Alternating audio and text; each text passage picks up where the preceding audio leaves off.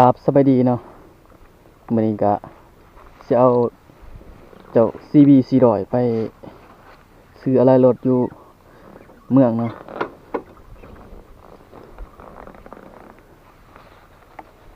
เส้นทางก็คือเก่าห้างมิตรบอลไปมิตรบอลง่ายๆ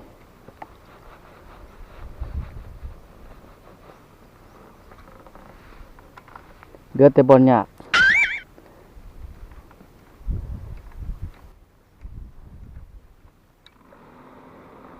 ไป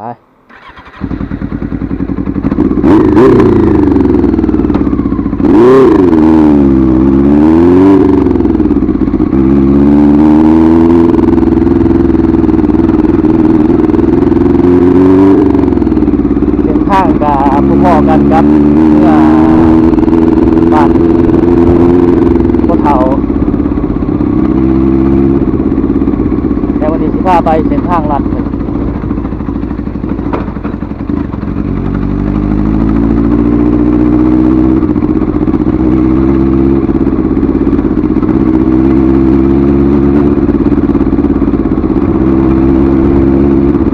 สภาพเส้นทางแล่นได้บ่เกินอยู่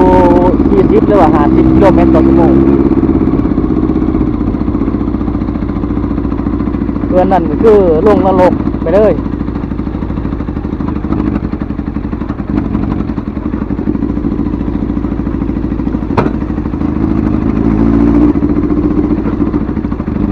สภาพของประเทศลาวก็ซ้ำนี่แหละเนาะ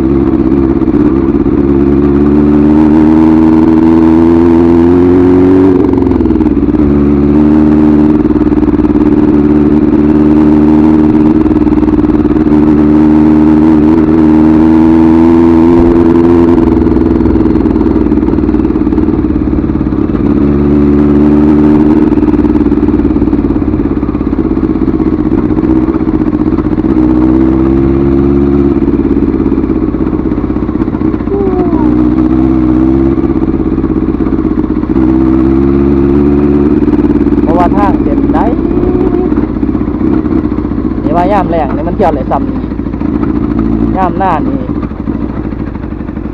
รถคันนี้ไปบ่ได้เด้อยามหน้า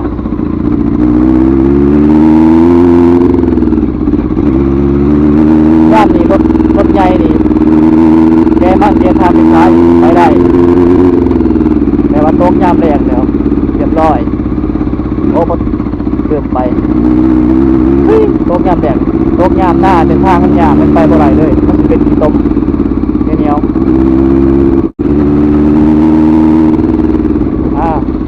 นี่ก็เป็นทางแยกออกมาอีกเส้นหนึ่งอันจะเป็นทางในนว่าทางลัดที่ล่องไว้ทางแต่ว่าทางเส้นนั้นแยกไปขวามือก็คือทางเดิม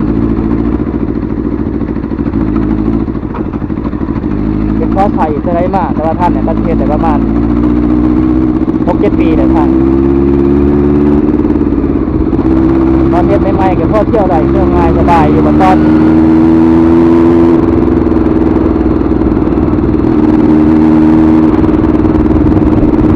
หน้าเดียวเนี่ยไปได้เป็นกระป๋อยย่ามแดงย่ามหน้าบอกว่าไห้ด้วยรถแต่ละคันออกไปตามรถไถแล้วนะรถใหญ่ต้องมีเรื่องกันด้วย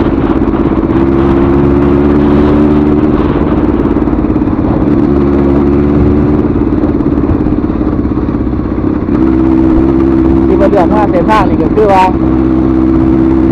ท่านก็คอยมีรถแล่นเพราะว่าทางจะมีขโมยอยากให้รถบรรทุกน้ำแล่นบรรทุกได้อยู่เล่นก็ได้อยู่แต่ว่าเขาก็ว่ามันแบบดูวันเขาเป็นเพื่อนเขาจะบอกให้รถบรรทุกนะแล้วเป็นข้างเป็นนั่นเนาะเพราะว่ารถมันเป็นเพื่อนตัวรับเป็นตัวเปลี่ยนตัวสุดท้ายกันการส่งแม่งแต่ว่าตั้งตัวนี้มันก็จะยากแน่เขาก็อะไรมาจอดมาแปลงรถเนี่ยตั้งเป็นเพื่อน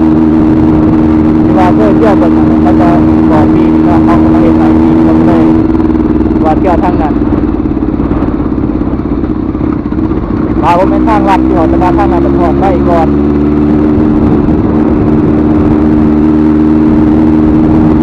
ทางนี้ว่าทางลัดเหลือมีรถด่าไปทางนั้น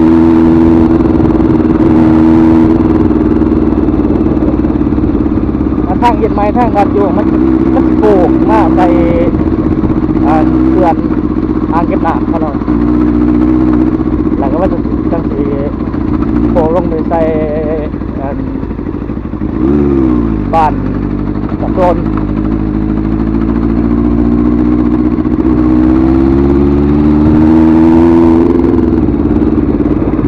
ช่วงบาง2-3 ปีขึ้นหลังเขาเที่ยวเป็นนี่แหละขายมันขายทานเพราะว่าทางมันเดินมาไม่